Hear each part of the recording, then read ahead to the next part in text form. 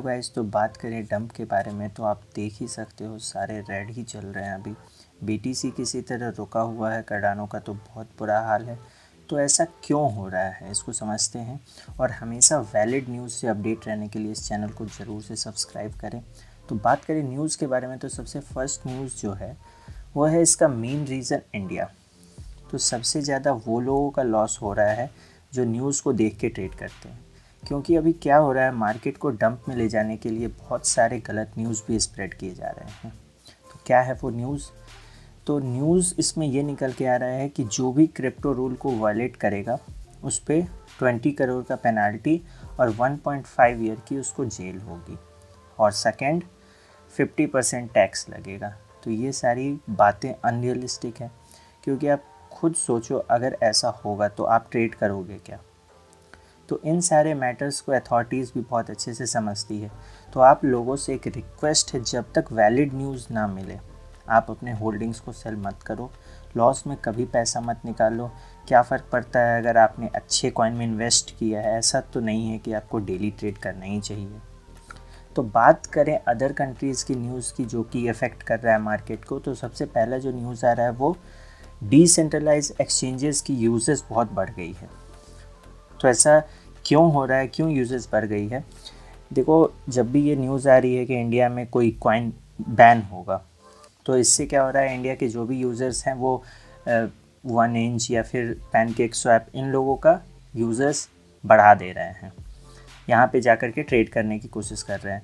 तो फिर इन सारे डिसेंट्रलाइज जितने भी एक्सचेंजेस हैं उनके यूज़र्स बढ़ जाने के कारण और यहाँ से पैसा निकालने के कारण सेलिंग बहुत ज़्यादा हो रही है, जिसके कारण मार्केट डिप में जा रहा है। तो बात करें सेकेंड न्यूज़ की, तो ये सिंगापुर की तरफ से आ रहा है। अब जैसे बहुत सारे आपने देखा होगा, डॉज कॉइन के बाद बहुत सारे मीम कॉइन बनने स्टार्ट हो गए।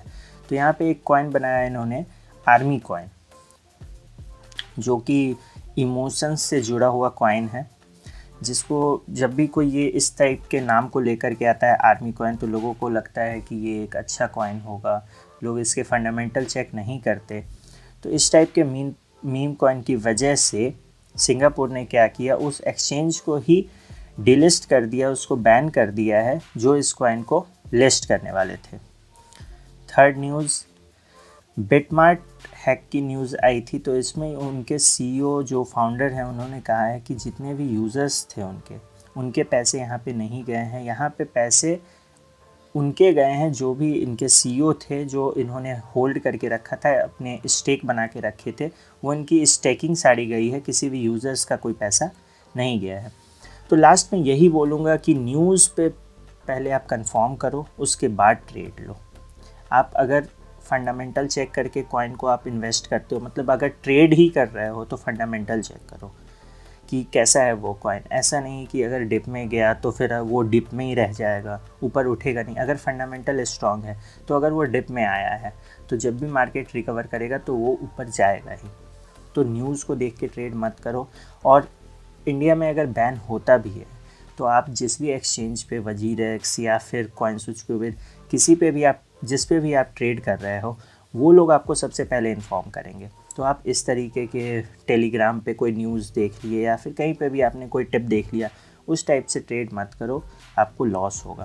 तो हमेशा फंडामेंटल चेक करो, उसके बाद ही ट्रेड भी करो। तो फंडामेंटल चेक करने के बाद ही ट्रेड करो।